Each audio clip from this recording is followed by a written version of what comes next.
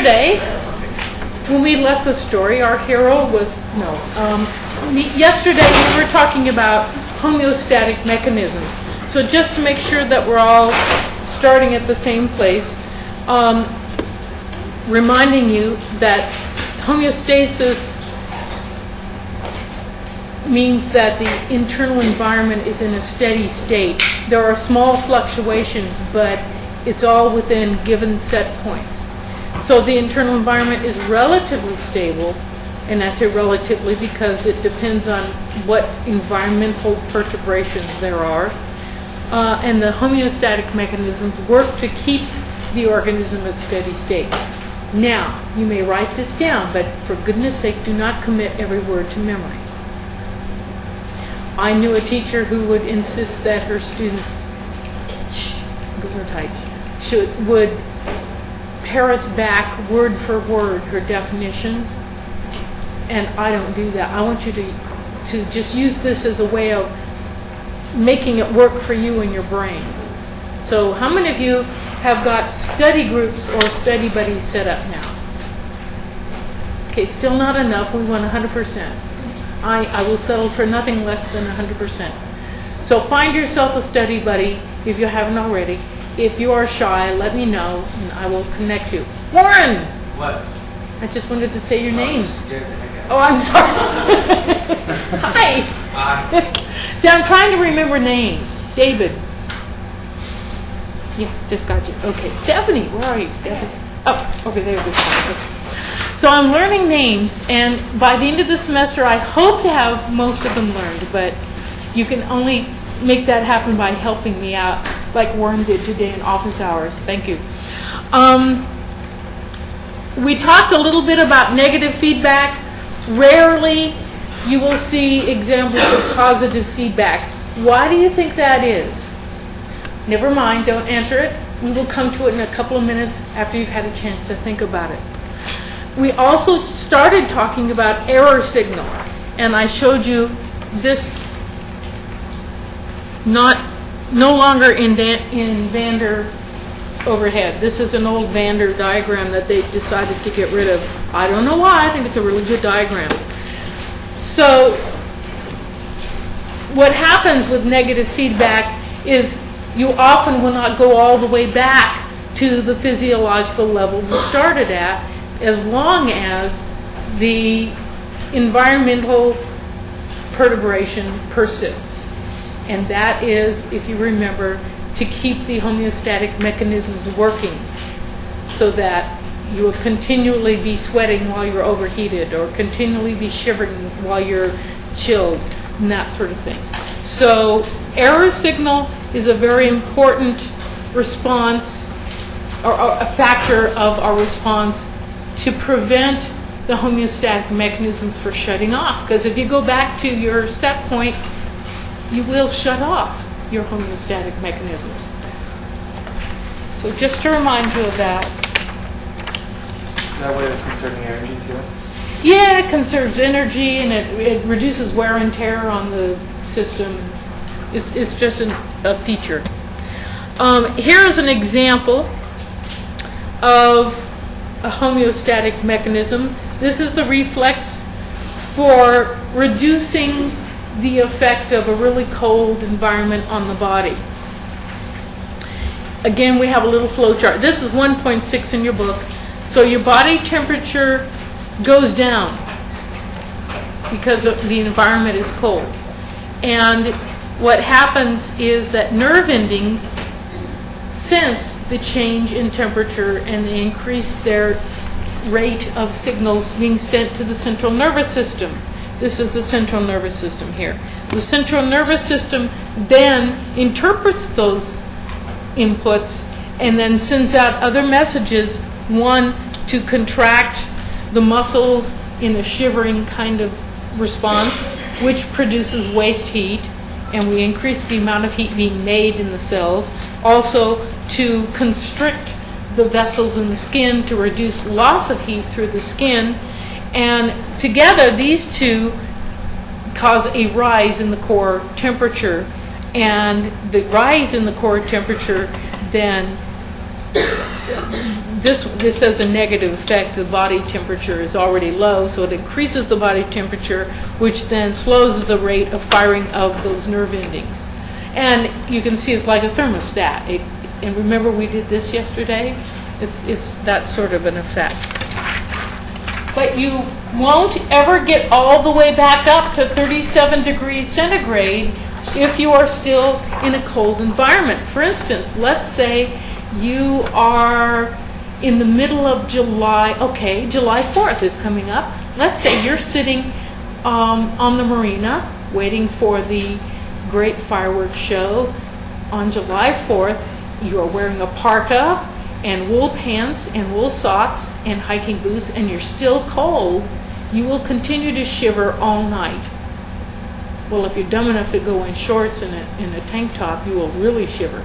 But you will not stop shivering because you will never get all the way back up to 37 degrees until you find yourself in an environment. So let's say you go to the pub down the street after the fireworks and warm up, then you will stop shivering. But that's because of error signal. And here's another error signal picture showing that 37 degrees centigrade is your operating point. Most people are somewhere near 37 degrees. And you have this decrease in external temperature, which causes a decrease in your body temperature. In response to the decrease in your core temperature, those mechanisms we already discussed kick in, and your temperature goes back up, but it doesn't get all the way up to 73, and that is your error signal. Any questions about error signal?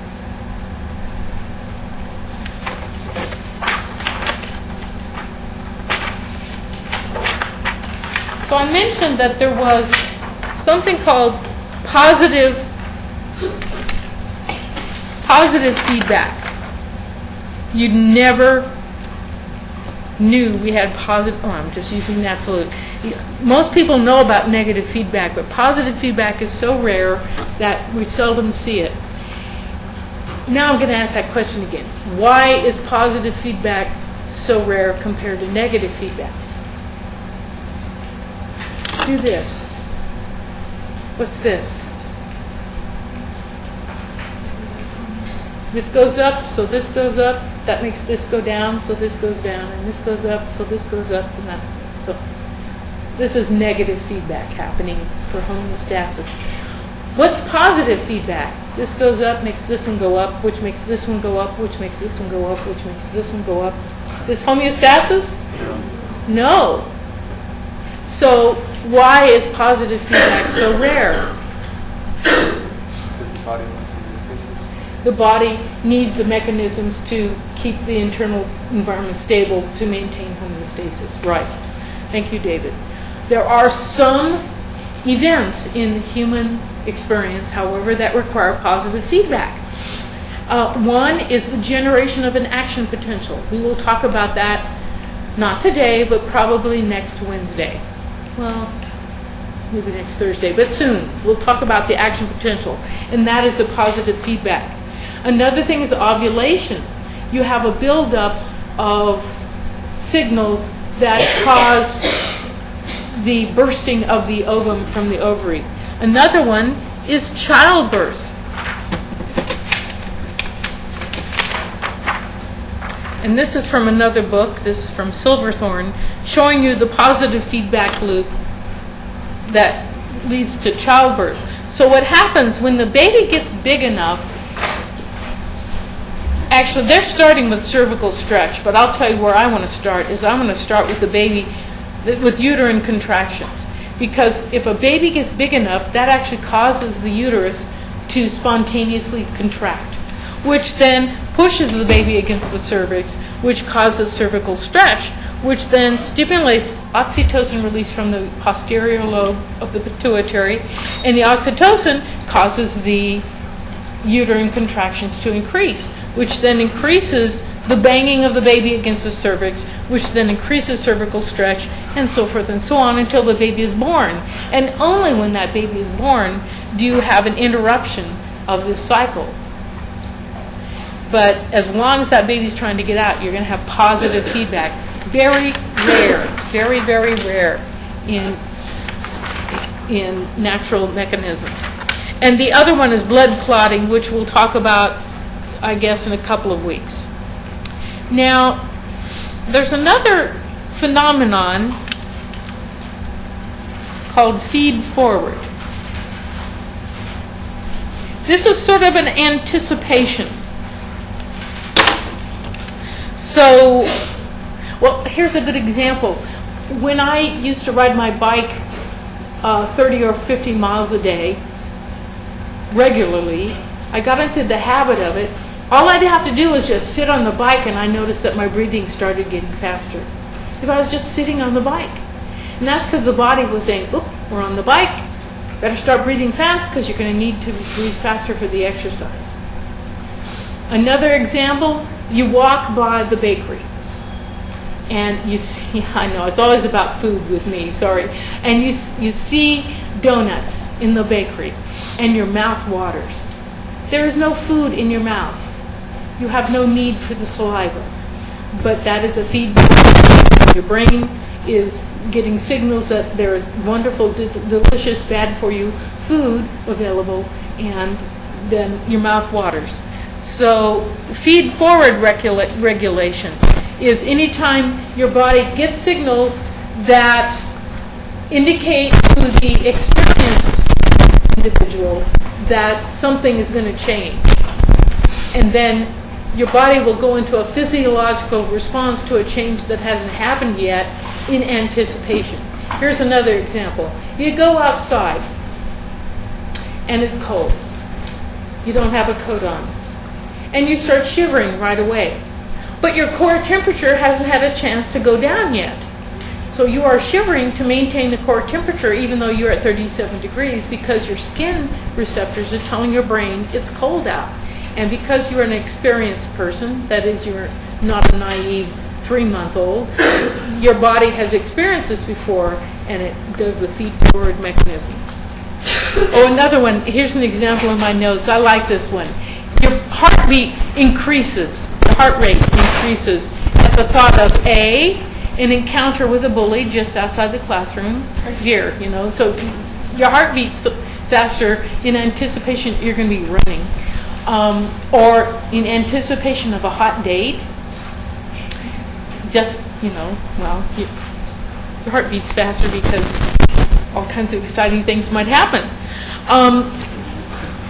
Another sort of thing that happens, and this is D, acclimatization. I'm going to show it to you in a minute. Acclimatization is a change in the body to better respond to a prolonged environmental stress. So it can either be anatomical or it can be physiological. If it's anatomical, it's irreversible. And I'm going to give you an example of high elevation. What do we know about oxygen tension or oxygen concentration at high elevations? It's less.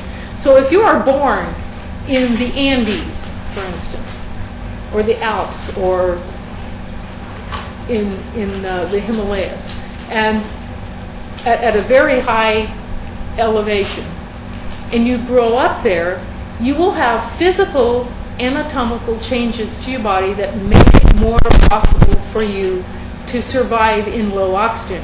Your chest will become enlarged. You actually will grow bigger bones for your rib cage. The muscles will become very large in your rib cage, and you will be better equipped for breathing in large amounts of air. So your lung capacity and your ability to expand your thorax will increase because of these anatomical changes. Then you move to the flatlands at sea level.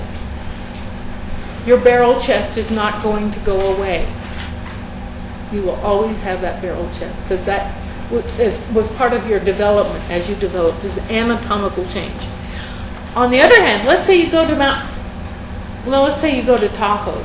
It's about between 6,000 and 7,000 feet to go skiing for a week. And if you're there long enough, you will have changes in the percentage of blood cells, red blood cells in your blood. You will have changes in your ability to let go of oxygen in the tissues because you'll have an increase of a certain chemical, which we'll talk about later. So these will be all physiological changes that will make it easier for you to function at a higher elevation with lower oxygen. But then you come back down to the flatlands, and what happens in 2 or 3 days? You're back to normal. You're a flatlander again. I used to live at Tahoe, and I know the people up there speak of all of us here below the smog line as flatlanders. So anyway, physiological is irreversible.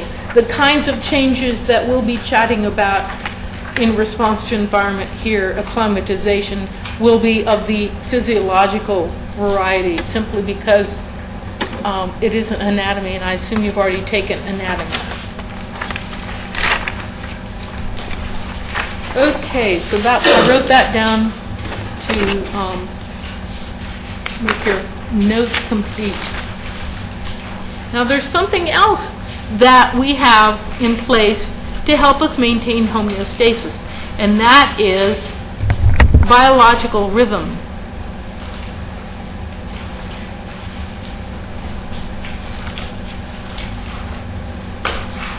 And in most mammals, it's about 24 hours. But they've done studies of humans. In fact, one of my favorite ones was a gentleman who went down in some caves and took down a bed and a tent and a sleeping bag and food and water, but no radio, no connection to the outside. He could turn his lights on when he wanted to or not. He could turn them out when he wanted to. And they noticed that his cycle went from being 24 hours to 25 hours. So actually our natural inherent circadian rhythm is not 24 hours, it's approaching 25 hours. Which is why if you do rotating shift work, you can make it work for you so that you're less physiologically affected. Is this now where I want to talk about this? I don't know. I'll tell the story later. Anyway, if you do rotating shift work, 2 weeks days, 2 weeks evenings, 2 weeks nights, that's really hard on your body. But there is a way you can make it work better by using this 25-hour cycle.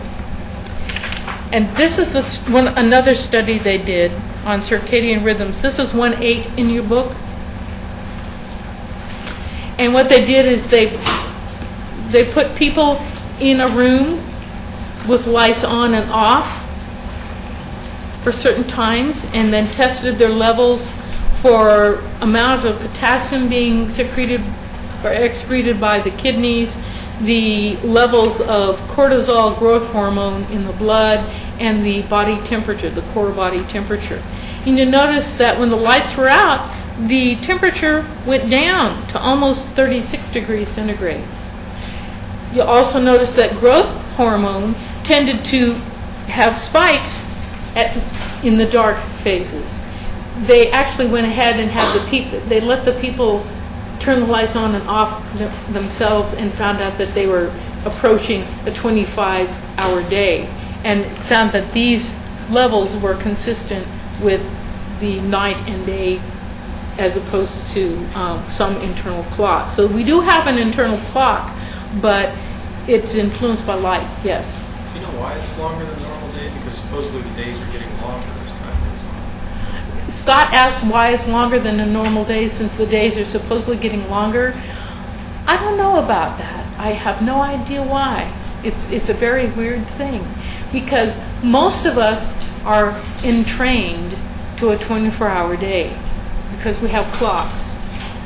But I think our ancestors didn't have clocks. They got up when the sun came up and they went to bed when it got dark. And their whole day was based on the cycle. And of course the cycle changes whether it's winter or summer. But I can't answer that question. Anybody know? If you find the answer, let me know, okay? It's a good question. So anyway, we have these rhythms. We do have an internal clock that acts as a feed-forward mechanism without getting the light cues, but eventually that entrained clock will change if we give it different light cues, which is why you get jet lag. And weekend lag, some of you. Okay. Also, you can use rhythms for prescribing medicine. And how many of you have had, you don't have to say that, never mind. Chemotherapy is nasty stuff. Anybody who's had chemotherapy can tell you that. And one of the worst things it can do, besides making your hair fall out, is paralyze your digestive tract. Because the lining of your digestive tract is dividing rapidly. The cells are dividing rapidly, and chemos attack dividing cells. So your skin and your hair and your digestive tract suffer very badly from chemo. And they found out that most gut cells divide most rapidly at night, late in the evening. But guess when most chemos are given? Did I say more rapidly? They divide the slowest in the evening and more rapidly during the day. Most chemos are given in the morning. I don't know why, or the afternoon. So from 9 to 5 is when they give chemos. And that's obvious why that is because it fits into the doctor's schedule. He doesn't want to be there, or she doesn't want to be there at 10 o'clock at night giving you chemo. But they're finding out that if they administer these terribly toxic chemos at 9 p.m., the toxic effect on the gut is a lot less. So you can actually prescribe medication based on the circadian rhythms. Okay, there are a variety of physiological regulators.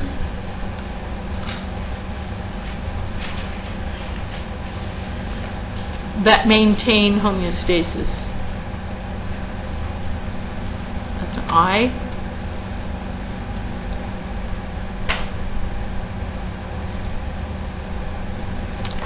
And one group you know about, neural regulators.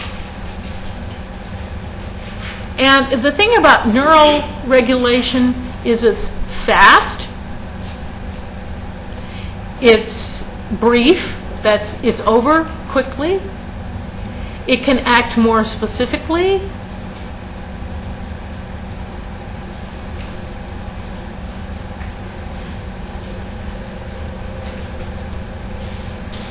and it is between neurons. So neurons talk to each other.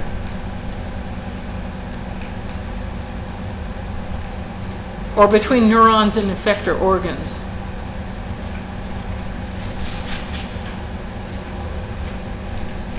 Another kind that we'll start talking about today, I hope, is hormones.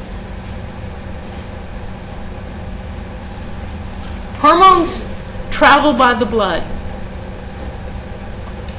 So they have to hitch a ride. So do you think slower or faster than neural? Much slower.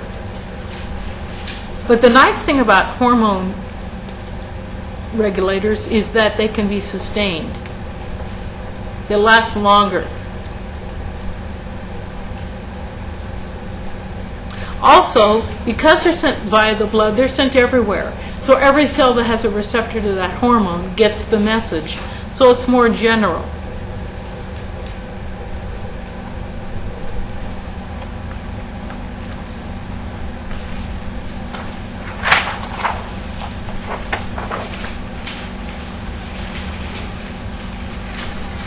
There's another regulator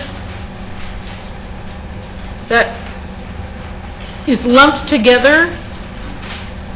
I have to make sure I spell this right. Okay, icosanoids. My mother says, 18 years of college and you still can't spell. And it's sad, but it's true. Okay, so icosanoids are a variety of locally acting factors. They're very local. They're very short-lived.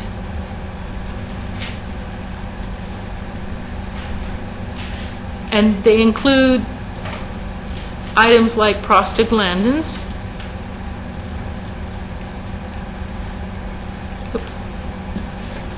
and leukotrienes,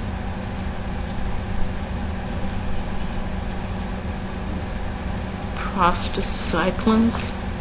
Where do you think prostaglandins and prostacyclins first were found? The prostate, yeah. And these were first found white blood cells. That's how they get their names. And thromboxanes. We will talk more about each of these in more detail further down the line. So these are locally acting, very short-lived factors that communicate locally. For any of these to work, they have to have receptors. What number are we on? Oh, we're on F. Is that right? Okay. Oh, first let me show you some overheads for the things we just talked about. Categories of chemical messengers, they have hormones. A classical endocrine hormone secretes a hormone that goes into the blood, flows through the blood until it comes to a target cell. The target cell senses it and you get an effect. We also have nerve cells which transmit nerve impulses which then have an effect on another neuron or an effector. There are also neurohormones which are created by nerves, secreted into the blood, and travel to the target cell. Neurohormones are more like hormones because they are traveling in the blood. You also have local action in variety of local action. You have paracrine agents, which are the cell is right next to the target cell, or you could have autocrine. The cell secretes the item and it comes back and stimulates the cell. So it's autoregulation. Yes, sir? Are those two at the bottom examples of that last class you mentioned? You can have hormones that also act this way. The definition of hormones has kind of expanded to fit more things that we know about now. And if you talk to a lot of people, they don't even like to use the word hormone. They like to use the word chemical mediators. So once again, this is one of those things where the more we know, the more complicated it gets, the harder it is for us all to agree. I mean, like the ones that you were writing down earlier. Oh, you mean the eicosanoids? Yeah. Yes, the eicosanoids will act more like this. They will actually act locally, like cells just surrounding them. Yeah. Speaking of which, thank you for reminding us. This is an old, believe it or not, this used to be in Vander. This is from like the 3rd or 4th edition of Vander. Not in there anymore, so I don't have a number for you. Eicosanoids are built on arachidonic acid, which is an unsaturated fatty acid. It provides the base by which the eicosanoids are made. This is a type of prostaglandin. So leukotrienes, prostacyclins, and thromboxanes all have a similar kind of hairpin structure. Do I want you to memorize that structure? No. No, I'm not going to ask you to draw this or identify this. All you need to know is that eicosanoids are locally acting short-lived agents that include prostaglandins, prostacyclins, thromboxanes, and leukotrienes. That's all you need to know. I'm just showing this to you so you will recognize it if you see it in a book or in a paper that you're reading. And the way the eicosanoids are made is that some kind of message reaches the receptor that has an influence on a phospholipase that then converts membrane fatty acid into arachidonic acid, which then, through other enzymatic activity, can be made into prostaglandins and thromboxanes and leukotrienes. No, you do not have, this is 512 in your book, but you don't have to memorize this. I'm only showing it to you in an FYI sort of situation. It's just for your information. Do not memorize this. Don't waste your brain cells memorizing details like this. I'll tell you when you want to memorize details, don't I? I nag, don't I? You heard it from the mouth of the person who took the class. Now, when we talk about any cell that's a target cell, the target cell has to have a receptor. No receptor, no response. So here we have a chemical messenger, the little purple box. This is 5.2 from your book. And you'll see that cells B and C have different receptors to different chemicals. So only cell A is a target cell. Only cell A can respond. These can see, or they can be exposed to the chemical messenger, but they can't respond to it because they don't have the receptor. This is a very important thing to remember. You have to have receptors in order to respond. How can cell A increase its response to this chemical messenger? Make more receptors. Yes. And likewise, if it needs to reduce its sensitivity, it can lower the number of receptors. We'll talk more about that later. But I just want to keep you guys aware of the fact that you've got to have receptors. Now, that picture showed receptors on the plasma membrane in kind of a strange diagrammatic way, but not all receptors work that way. Some are nuclear receptors. So this figure 5.4 from your book, nuclear receptors tend to be receptors for things that can slip through the bilayer. Steroid hormones, for instance, thyroid hormone, vitamin D, those sorts of things go right through the bilayer. So the receptors tend to be either cytoplasmic or in the nucleus itself. Sometimes you'll find a steroid receptor that lives in the cytoplasm. Once it's bound and activated by the hormone, it will migrate into the nucleus. And once it's in the nucleus, what else is in the nucleus? That's really important. Sure. So it just binds to the DNA. The activated receptor binds to the DNA. Sometimes the receptor is already in the nucleus. Sometimes, as in the case with thyroid receptors, the receptor is already right there on the DNA where it needs to be, on the thyroid response element, and just the binding of the hormone makes the receptor do its job. So somewhere within the membrane compartments, you will find receptors for lipid-soluble messengers.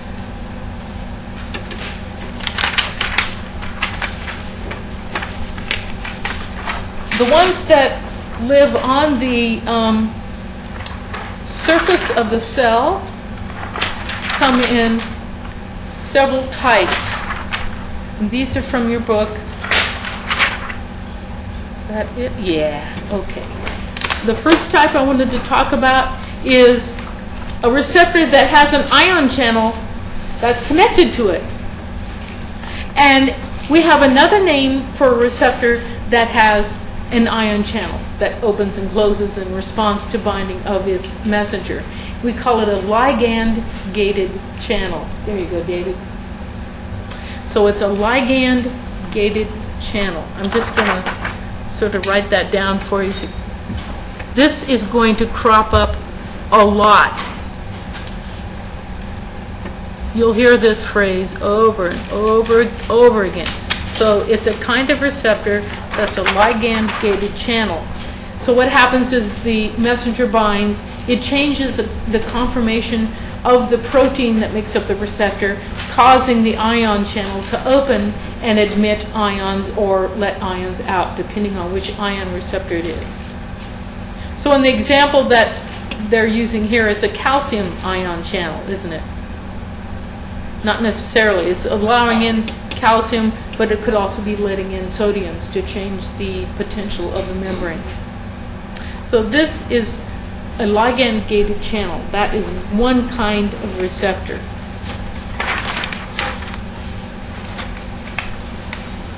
Let's see if I can find the second kind of receptor. These are all messed up.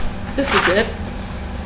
You can have a receptor that actually is an enzyme. So the messenger binds to the receptor, causing this enzyme to activate, in this case a tyrosine kinase. Most receptor kinases are tyrosine kinases, meaning that they phosphorylate tyrosine residues. There are some that are serine kinases, which mean that they phosphorylate serine residues, right. So all kinds of different kinase activity in receptors. And what happens then is you have phosphorylation of a receiving protein, and the receiving protein then is activated and able to do its job. Before it gets phosphorylated, it's inactive. So kinase receptor activity is one kind of receptor behavior. I love this one. Well, no, I won't save it to last. This is a more recent finding in the last 5 or so years.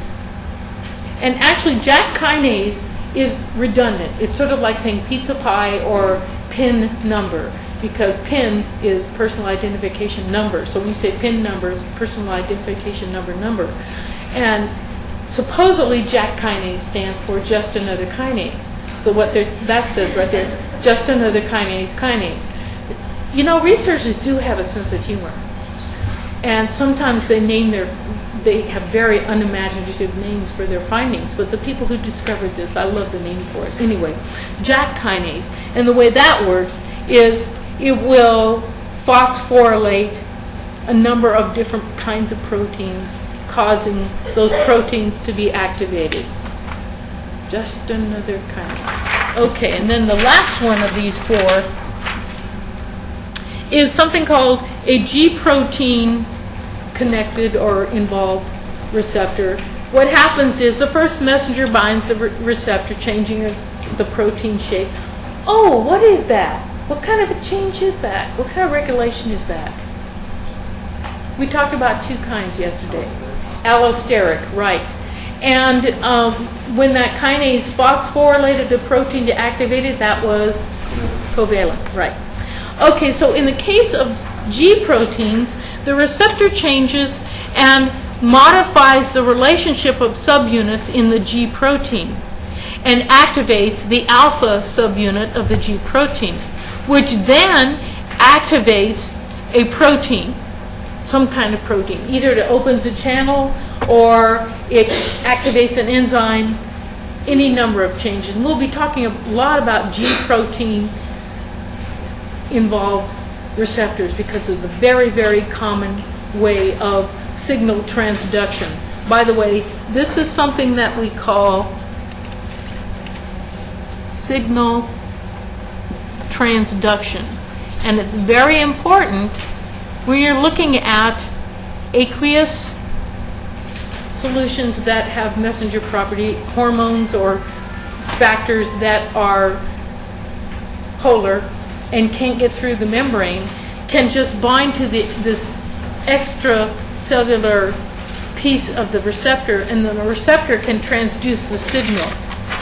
So it's like sending a message through that receptor. And this is what you have in your book. This is what I just showed you, but it's all together. I kind of like it actually all together because you can compare the 4 different types. I'm going to talk a little more about G proteins. G proteins are not always stimulatory. They can be inhibitory. This is from a different book. This is from Rhodes and Flanzer, which is a different physiology text. And you see that we also have an inhibitory pathway. So you can have a stimulatory G protein and an inhibitory G protein associated with an inhibitory receptor that binds to a hormone that is inhibitory of whatever this process is. In this example, we have a G protein activating an enzyme called adenylate cyclase. Your book calls it adenylyl cyclase. I'm not sure why. I'm sure the authors have a reason. But it's adenylate cyclase in most books. So stimulatory hormone binds to the stimulatory receptor, which is associated with the stimulatory G protein, which turns on this enzyme. Inhibitory pathway is the opposite. And once we turn on the adenylate cyclase, then we get a cascade of events, which we'll talk about in a little bit. Well, actually, yes? Is the only difference between a G protein and a GAK kinase that in the protein, the enzyme is not on the surface? No, the difference is the kinases, like the tyrosine kinase function of the receptor or the JAK kinase, those phosphorylate. And what happens is the G proteins cause another enzyme or a channel, an ion channel, to activate. So yes, you are getting, well actually, adenylate cyclase doesn't phosphorylate. What adenylate cyclase does is it makes cyclical AMP, adenosine monophosphate, so it takes an ATP, pulls off a couple of phosphates, and then makes it a cyclic molecule. Once it's in that shape, it can do all kinds of stuff. Cyclic AMP is a big second messenger.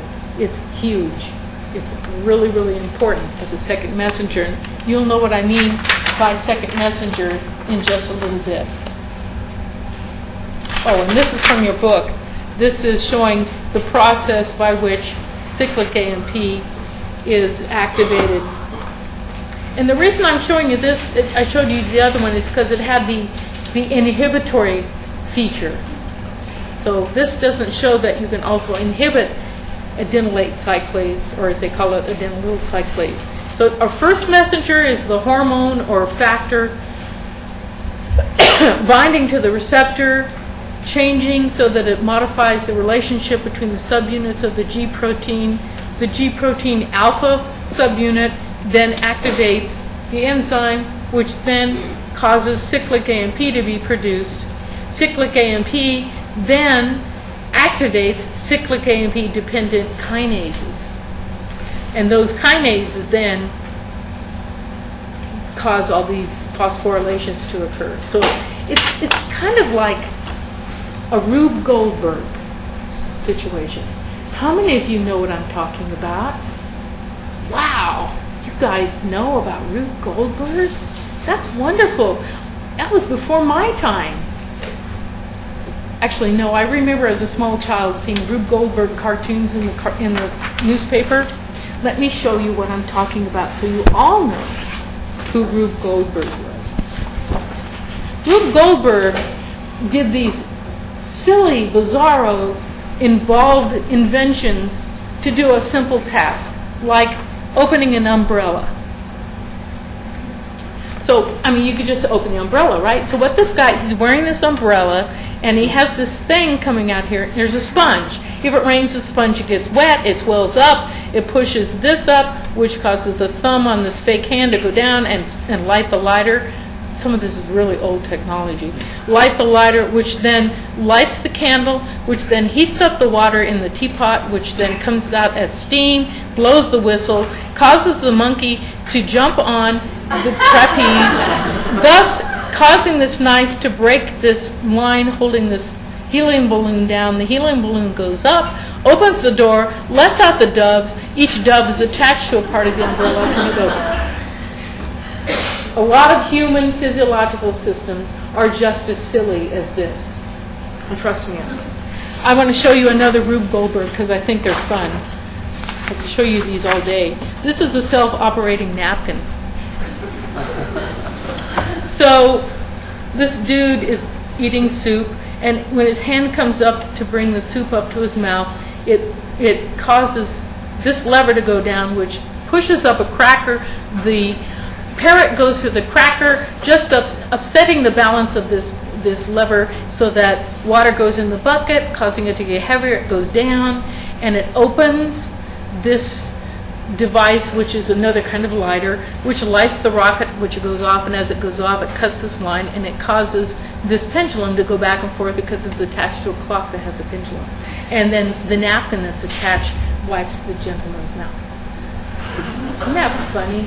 So whenever I say, this is just like a Rube Goldberg device, I'm referring to these silly cartoons. You can actually go online to see these.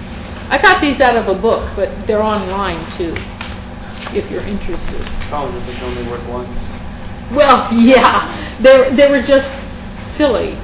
They were fun. They were just for fun. But used to be every Sunday paper had a Rube Goldberg cartoon in it. So anyway, this whole business with cyclic AMP as a second messenger is very Rube Goldberg-y. This is from your book. This is 7.4, and this shows you the production of cyclic AMP and its degradation. Now let's look at that. Production. Yay! What was this? Is that on somebody's phone? Like what? Calso. Oh, do they operate in the summer? Okay. Lock the door, somebody? Okay. So what you have here is you have ATP, and adenylate cyclase then catalyzes its change into the cyclic form of AMP. Cyclic AMP does not stay forever in the cell. Once it's been made, there are present enzymes that cut it down to just plain old AMP. And once it's no longer cyclic, it doesn't have the same effect. Phosphodiesterases then are very important for maintaining cyclic AMP homeostasis. So you increase from a signal that has come from a first messenger through a signal transduction receptor, probably a G protein. And then, it's crazy. Do you ever yell like that for your professors? No. Okay. And then, as soon as it's made, it gets broken down by phosphodiesterase, which is a good thing because otherwise our hearts would be racing all the time. So here are just some cellular responses. This is 5.9 produced by cyclic AMP. Cyclic AMP activates cyclic AMP dependent kinases, and those kinases then have, depending on which kinase we're talking about, different properties. It could phosphorylate a channel and open it, could cause the release of calcium from the endoplasmic reticulum, could cause an enzyme to be secreted or made, which then increases the breakdown of lipids, or another one that increases glycogenolysis, some that change DNA synthesis, translation, and also have an effect on active transport. Can you remember an active transporter we talked about yesterday that requires a kinase, probably? Sodium potassium antiport. It has to be phosphorylated, and that requires a kinase activity. Actually, I want to take that back. Erase what I just said. The protein receptor itself has ATPase capability. The kinase, though, will cause other types of proteins to be phosphorylated. So it has a huge number of different effects. These are all old versions of that. This is from Campbell, and this shows you the Rube Goldberg nature of a cascade. Okay, let's start at the top. This is the guy with the soup. No. You have an inactive G protein that's activated by the receptor of the receptor by epinephrine. So this is one active molecule, which is the receptor, and the receptor activates the G proteins associated with it, which then activate the adenylate cyclase, which bumps it up another level, which then turn ATP into cyclic AMP, which then gives us something to activate a certain protein kinase, the cyclic AMP dependent protein kinases, which then phosphorylates another kinase, which then phosphorylates another enzyme, which then phosphorylates glycogen Okay, so what happens is we go from 1 to 10 to the 7. So this is actually an amplification scheme because of the many steps. This is called a cascade, enzyme cascade. And it's all started by just one activated hormone receptor. I think I'm going to give you a break. So let's come back at 10 after. Can we do that? You can go out and tell those guys to be quiet. Do whatever you want. Okay, I just wanted to point out something. We've been having a very scintillating conversation up here, and some great minds analyzing this diagram. And you might not want to take these numbers here as gospel, because a cyclic AMP molecule doesn't just, okay, I'm going to activate you and activate you and activate you. What it does is says, okay, you're active. And then phosphodiesterase comes along and cuts up the cyclic AMP. So this is kind of deceiving, but you still get the cascade effect. Trust me, the numbers are deceiving. So ignore the numbers. But, and don't memorize it, for heaven's sakes. Okay, what's this? Oh, this is another kind of messenger system. In this case, we have some kind of receptor activity that is causing calcium to increase in concentration inside the cell. Either the calcium is being brought in through the plasma membrane, or the calcium is being released from membrane-bound compartments within the cell, or both. But it increases the calcium concentration, which then activates calmodulin. Do you remember calmodulin from yesterday? Cal-Gobert's modulin, right. And I had it in blue and gold. Definitely not red. Okay, so, yeah, thank you for that hiss. Those of you who aren't from Berkeley don't realize that there's a terrible rivalry between Stanford and Stanfu and this particular institution. And Stanford's colors are red.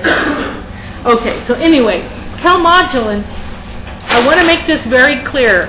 It's not an enzyme. It's not a kinase, because people sometimes make that mistake.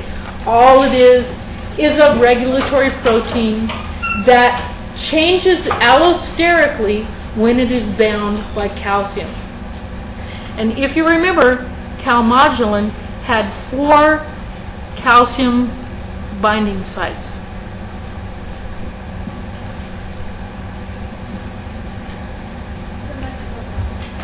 Oh!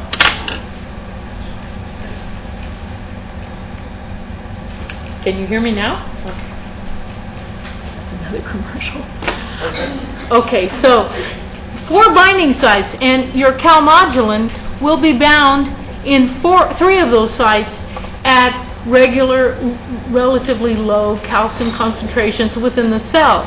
This 4th site will only be bound when we increase the calcium concentration in the cell by about 10 times. So this 4th calcium then binds to calmodulin and activates it. And then the calmodulin activates a calmodulin-dependent protein. Calmodulin sometimes acts as storage for calcium too. As you can see, we've got 3 calciums here already at the usual low concentration. Here's an example. There is a protein called, I spell it right, phosphorylase kinase. So this protein is actually a kinase that phosphorylates and activates another protein called phosphorylase. And phosphorylase kinase has 4 subunits: alpha, beta, gamma, delta. The gamma part of this protein is actually the enzyme. That's the thing that has the enzymatic properties. The enzymatic part of the enzyme, if you will, with the functional site. And the delta is actually calmodulin. So phosphorylase kinase can be activated by calcium, which binds to calmodulin, changes the shape of the calmodulin, and then activates the phosphorylase. It can also be activated by phosphorylation. Phosphorylase kinase can be activated either by calcium or by phosphorylation. And here's an interesting piece.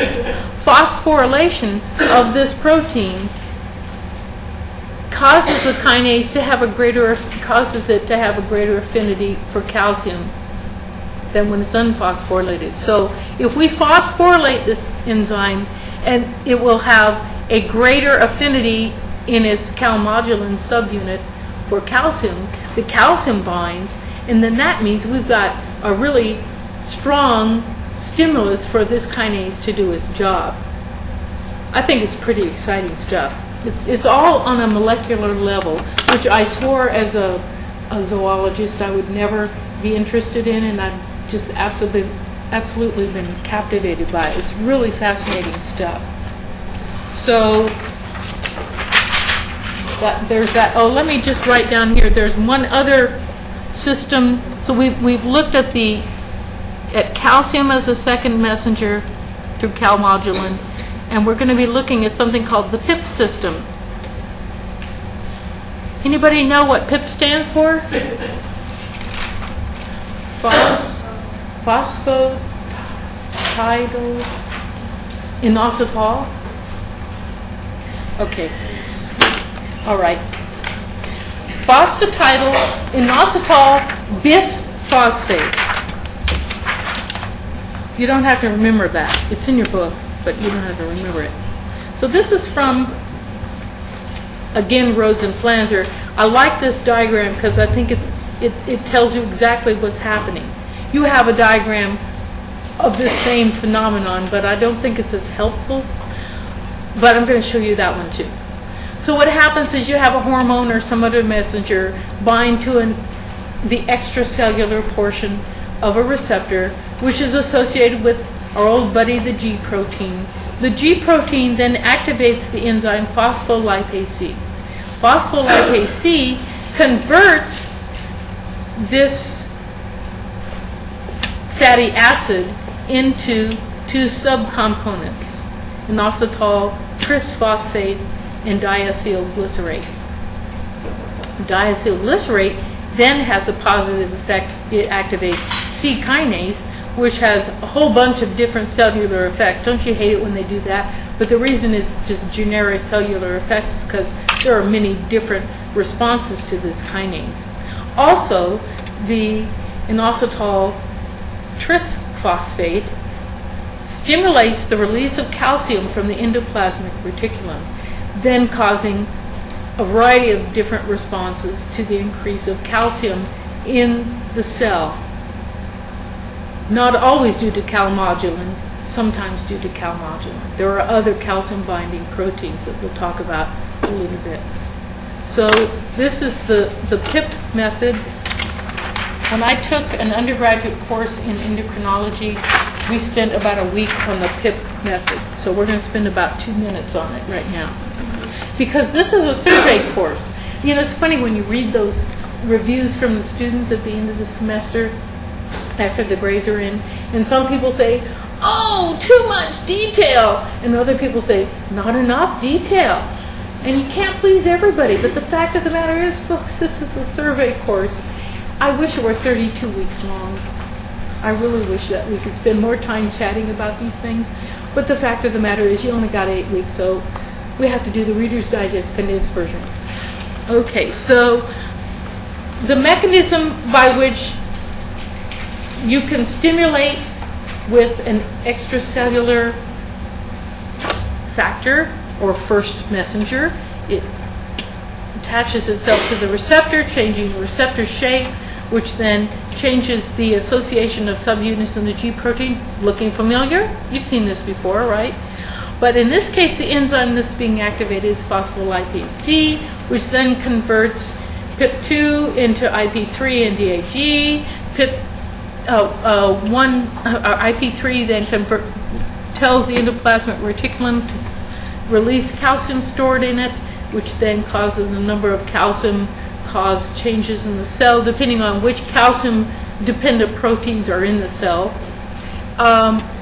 Diacylglyceride also does this thing where it activates protein kinase C. Protein kinase C then causes the phosphorylation of various proteins from ATP, making active proteins that can do stuff. That's a scientific term, do stuff.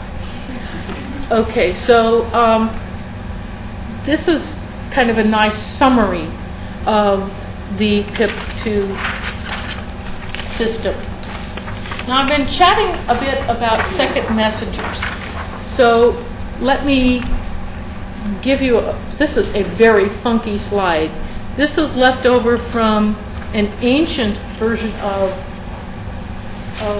Vander, back when this whole topic was in chapter 7 of Vander. And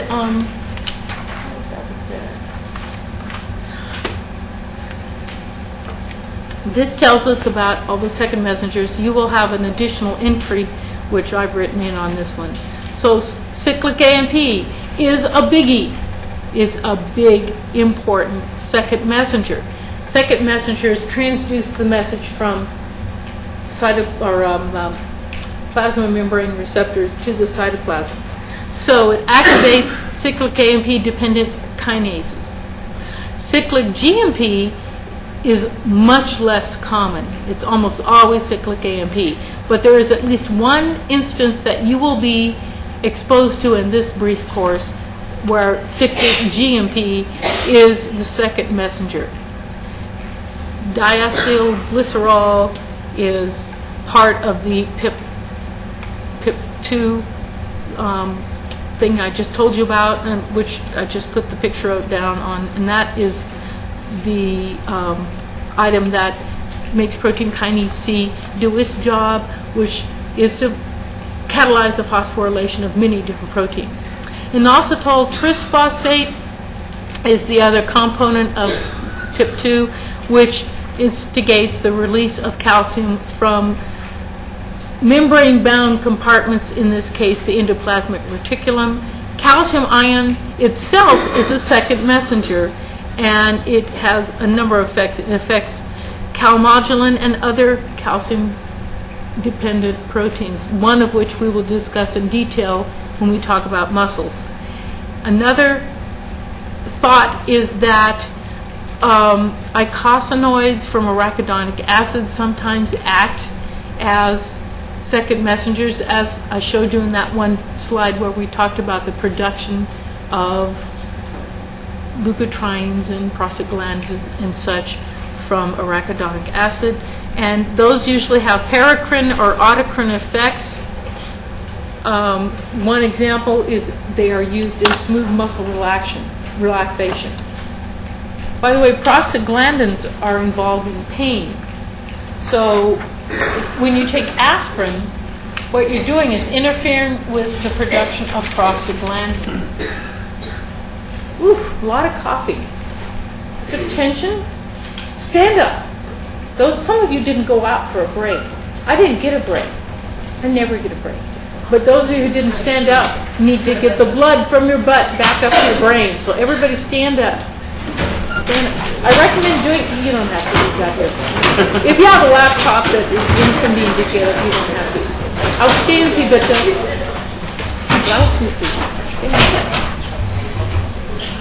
The reason I'm having you do this is to show you something you do when you're studying. To wake yourself up. Okay, you can sit down. Please don't sit in one position for 5 hours studying. That's crazy. You need to get up and move around. Okay. Endocrinology. We love endocrinology, right? Everybody say yes. Yes. Good answer. Okay. This is not from Vander, because they didn't give me an overhead for this, but this is just sort of an anatomy reminder where some of the endocrine glands live. Not all of the endocrine glands are on this. I don't see any arrow going to the pineal body. I don't see the pineal body. Okay, so we have the pituitary, the parathyroid, and the thyroid. We have the thymus gland, which is not all that important in adults.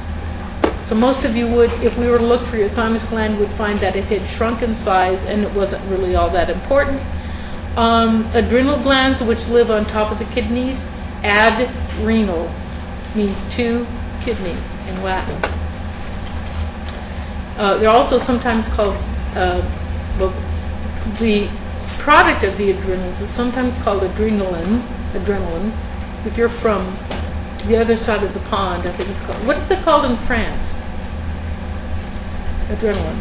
Epinephrine. Anybody know? Okay, well, it's called epinephrine over here because epi means what? Over on top. Nephron. Kidneys. Yeah, so it's just the same thing, only in a different language. Okay, so the adrenals are on top of the kidneys. The pancreas lies, according to most anatomy books, across here, but according to a young lady whom I've known since she was in utero and is now 30 years old and a doctor in a clinic, she said she's opened up a lot of bodies and seen the pancreas sort of over here, the pancreas like here, the pancreas kind of folded over on itself. She's seen all kinds of variations. So when you see these pictures, they don't all look the same. Thank you. Ovaries in females, testes in males. So this individual is a hermaphrodite because he has both. 2 hormone-producing endocrine glands we can live well enough without. Was there a question? Oh, okay.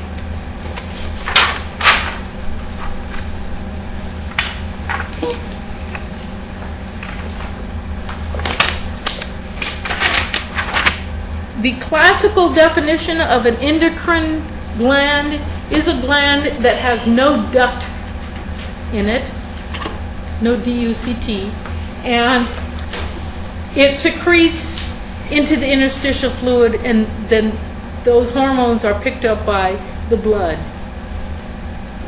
There's another kind of gland that has a duct and secretes into the lumen of an organ.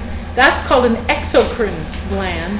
An example of an exocrine gland is a goblet cell in your small intestine, or a mucus cell in your small intestine. Your GI tract has many glands that secrete different materials into the lumen of the digestive tract, but they do it through a duct. So that is different from endocrine. Just a reminder, no receptor, no effect. You've got to have the right receptor to respond to the hormone.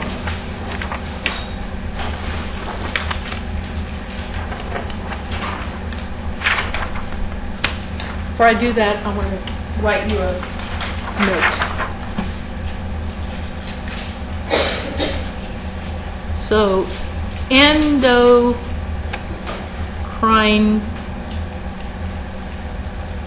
chronology.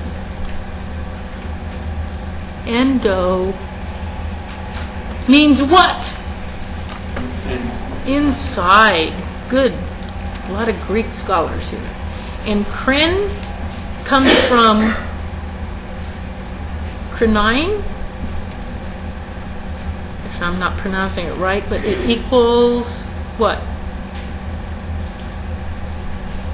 Separate. Kind of weird.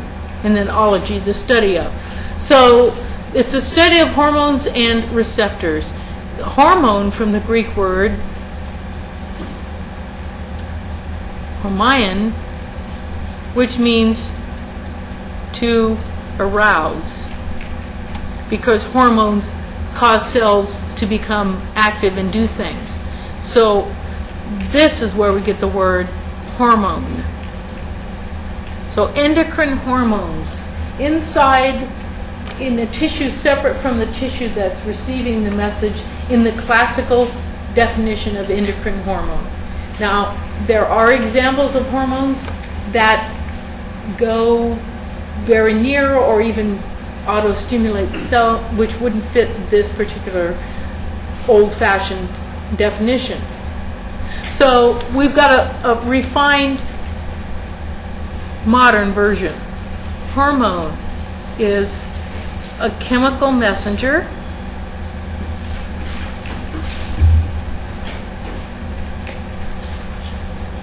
that acts on a target tissue.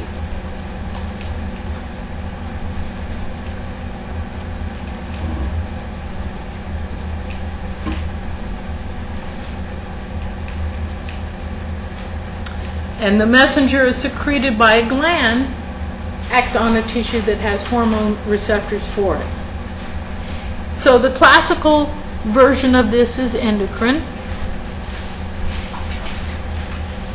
Remote target, that's what the separate means. It's a remote target. The hormone travels in blood. It's all right, natural product of the digestive process. And blood from the gland. So we have, if I were to draw a diagram, it would be sort of like this. And second kind is paracrine. Target is next door. And that would be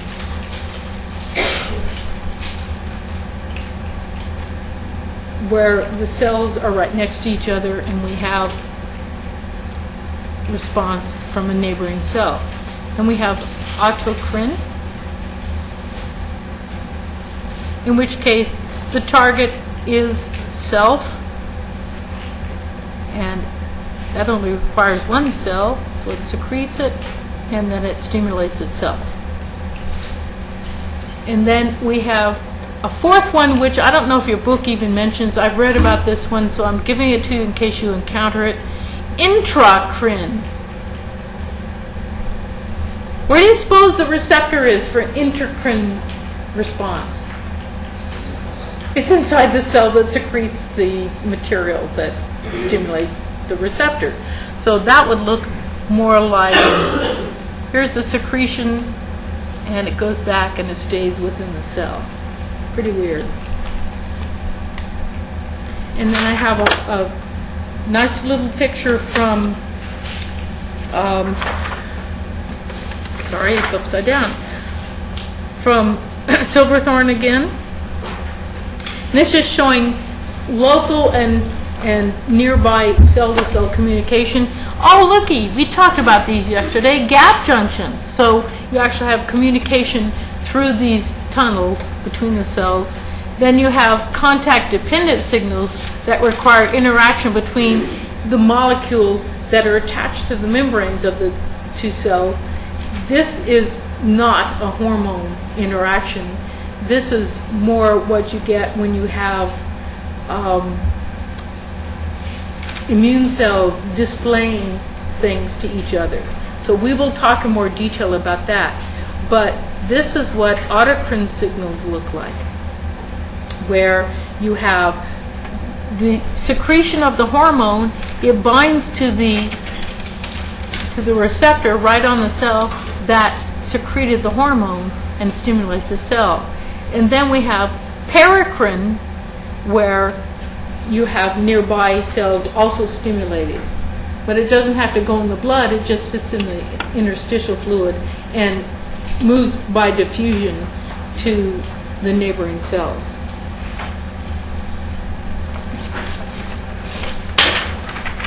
You guys okay? You're awfully quiet. You awake up there in the back? Okay, categories of hormones. I have had people fall asleep in this class. Actually, one year I gave the final, and after admonishing students not to pull all-nighters because that was like driving drunk. I mean, you wouldn't get in a car if you had 0.8% blood alcohol unless you wanted to get arrested for drunk driving or be in an accident. You wouldn't come to an exam, a final exam, drunk, would you? I hope not. But they say that being sleep deprived is as bad as being drunk. So this young lady had pulled an all-nighter. She'd been up till 4 in the morning. Crazy, because that's not the best way to learn. And she fell asleep during the final. And did I hear snoring? And so I quietly went over and I woke her up. I felt really bad about waking her up. Because if she fell asleep in these uncomfortable seats, she needed it. But she probably wanted to finish the exam too. So, I'm sorry, I really digressed. I tend to do that. Whenever I get off notes, then I waste time. Okay, categories of hormones. This is table 11.2 in your book. These are different classes of hormones. One kind is peptides. Peptide hormones are synthesized in the rough endoplasmic reticulum. What makes the rough ER rough? Ribosomes, right. And usually what happens is if these peptide hormones are to be secreted, they are extruded by the ribosome into the ER, where they can then be packaged into vesicles to be exocytosed. So peptide hormones that are for export usually go into the ER. And they are stored in those secretory vesicles until the signal arrives that they should release the hormone. Catecholamines are actually amino acid derived. And they come in a number of different flavors. I hope I have the picture. Here are the amine hormones. This is 11.1 in your book. So if you want to just write down in your notes 11.1, I don't want you memorizing these. But one thing that's really interesting is that these all have a similar function. So we have dopamine, epinephrine, norepinephrine, which are catecholamines. And then we have the thyroid hormones, which are not catecholamines, but they also have the same kind of cyclical structure. So, and look how similar dopamine and epinephrine and norepinephrine are to each other. We'll look at those again in a little bit. But these are amino acid-derived hormones. And these three here are catecholamines. I guess I should write that down, huh?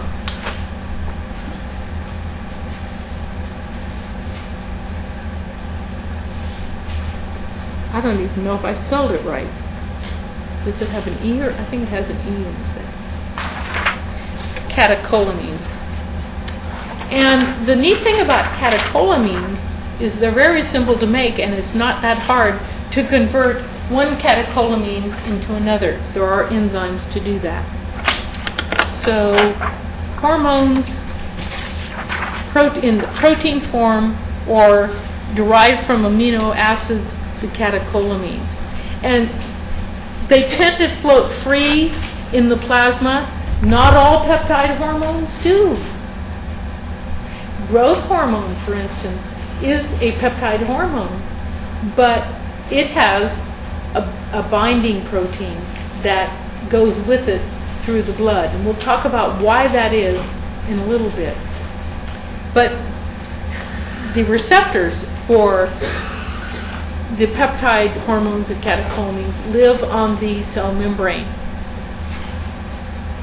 And this old table has signal transduction mechanisms, channels, cyclic AMP, cyclic GMP, calcium, IP3, DHE. But because this table it predates the discovery of JAK kinase, and I can't even read what I'm reading. Intrinsic, thank you. Can't read my own writing. Oh, it's more visible up there. Okay, intrinsic kinase. The other class, so we've got peptides and catecholamines. The other class are cholesterol derived. That means they're all made from cholesterol. So steroid hormones and thyroid hormones and mineralocorticoids like aldosterone all are made.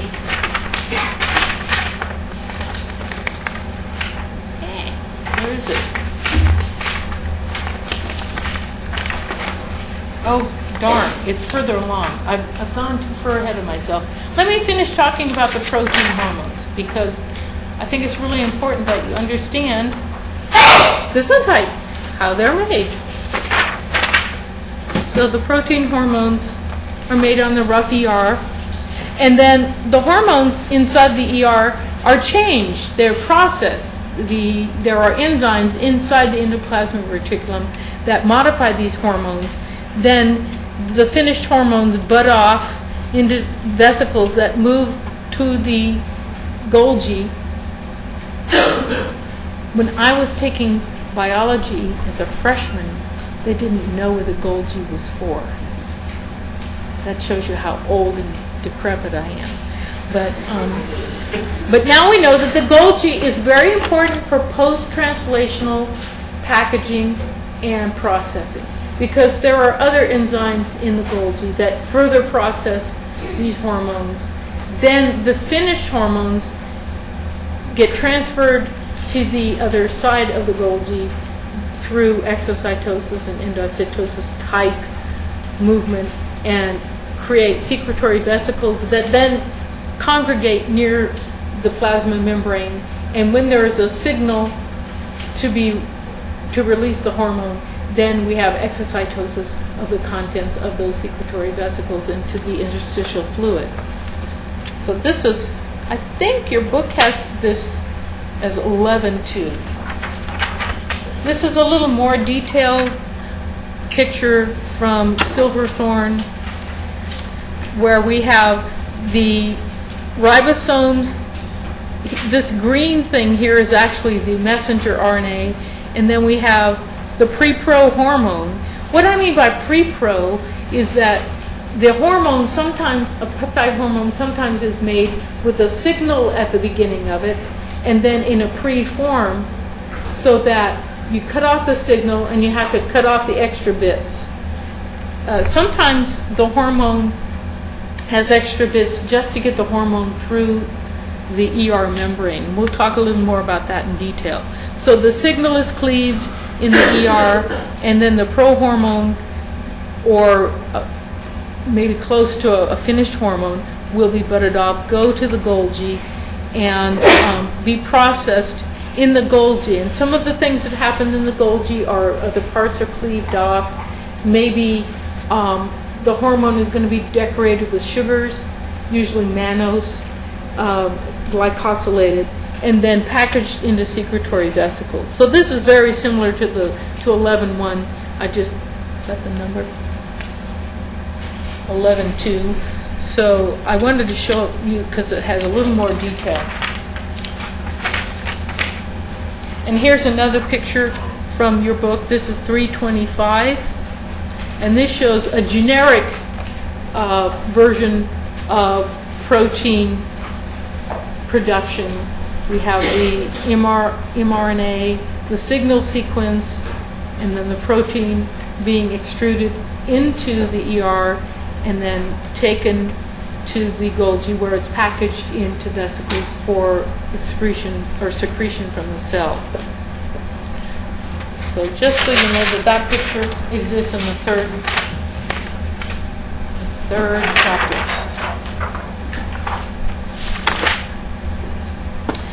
Here's an example. There are two hormones that are made by the posterior lobe. So if anybody says, which lobe of the pituitary do you want to describe in detail? Say posterior, because there are only 2 hormones that it makes. Much easier than the anterior lobe. But the posterior lobe is really interesting because these hormones are actually made by neurons, not by glandular tissue. Let me show you this. Okay, there you go. Now, what did it say? Don't write this down. You promise me? Swear? Don't write. We may write it down if you want to, but don't memorize it. This just shows you different kinds of peptides that live in this class of peptide. Most of them are 9 amino acid peptides, and they are found in different kinds of organisms.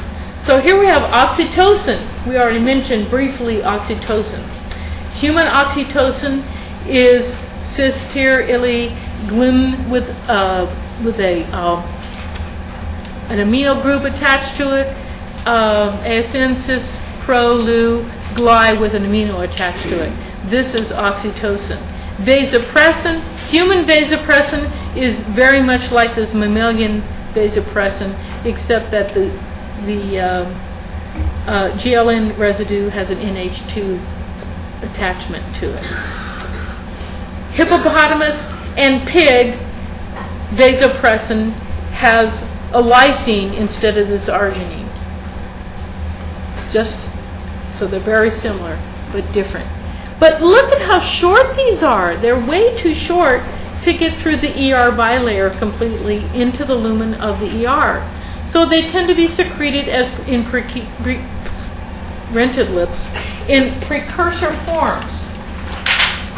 And the precursor forms tend to be 19 amino acids, which is the signal.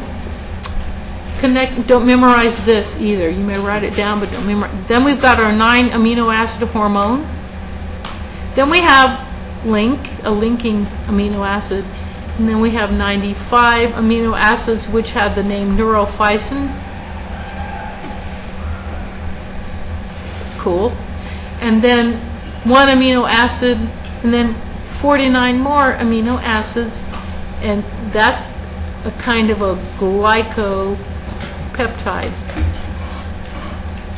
So the cell goes to the trouble to make all of this just to make 1 9 amino acid hormone.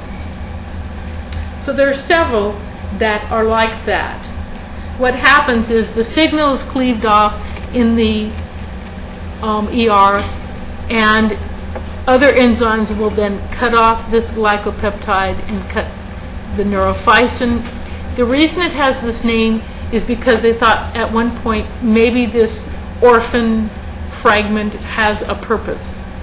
We don't know. I don't think. Has anyone heard the latest? I don't know if they discovered a purpose for neurophysin yet. And I guess we could Google it and look it up. And then this 9 amino acid piece is going to be either vasopressin, which has another name. Anybody know it? Also known as ADH, antidiuretic hormone, and oxytocin. So it's either vasopressin or oxytocin. Now there's another pre-pro.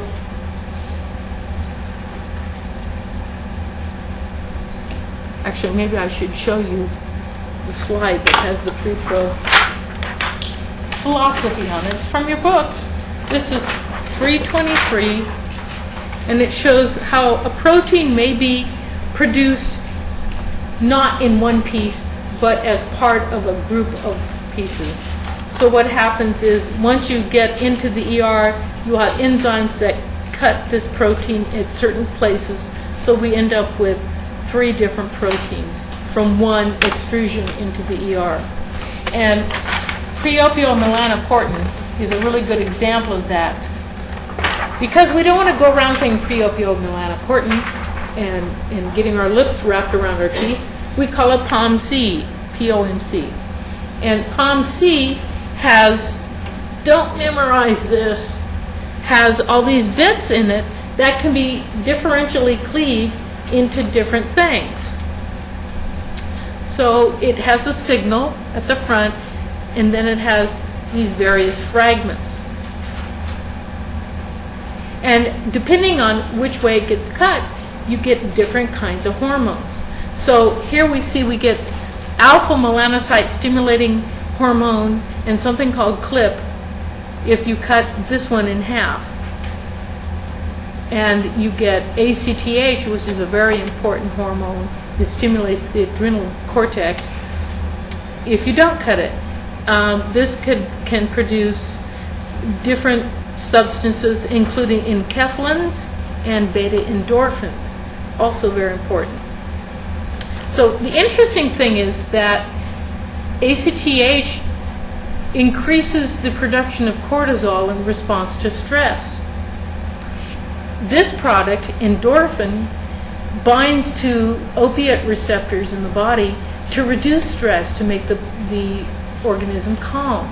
So here we are making cortisol in response to stress and then making our own drugs to make us feel real cool. And that's because they're stimulated by the same stimulus. So I'm not even going to draw it. You have the signal, which gets cleaved off, and then you have this differential cleaving. That's another kind of pre-pro hormone. And that's what happens when you're making peptide hormones sometimes, not all the time. The hormones can be further processed in the endoplasmic reticulum, the Golgi, or even the target cells can further process protein hormones. Now let's talk about, I'm just going to tell you what that was. Let's talk about steroids. Where are steroids made? Your protein hormones are made in the rough ER. Where are steroids made? Smooth ER. By, say again? Okay, let me give you a hint. The cell has to have a way to regulate the speed at which it makes steroid hormones. The steroid hormone-making cell, that is. So it has to do that by increasing or decreasing the number of enzymes. Yes, enzymes. I'm trying to get you to guess, because if you guess, it actually lays down more axons than if you just sort of sit there and say, well, just tell me. So I'm trying to get, so do that. Put your brain on this and try and guess, because it will actually help you remember better. Okay, so steroids are made in the smooth ER by enzymes, and the basic building block from which steroids are made is cholesterol. So that's another use for cholesterol, in addition to using cholesterol in the as an important part of the, I've lost my paper, Albert. Okay. You know that reference. How many of you have ever heard Bob Dylan? Oh, okay, a couple people. Okay, anyway. Cholesterol is this chicken wire thing here, and what it does is it provides the basis for the making of all of these hormones. Cortisol, which I just mentioned, aldosterone, which is made to regulate the kidneys. It's a mineralocorticoid. Testosterone, we all know what that's for. Estradiol, we're all familiar with that one. I want you to look at testosterone and estradiol. Almost the same. How do they differ? One functional group. This has a double bond O and one double bond within this ring. This one has an OH and an aromatic ring. Isn't that interesting? There, but for a couple of double bonds and an H, just a little bit of difference, and all the girls here would be boys and all the boys would be girls. Very tiny difference to make all these big differences.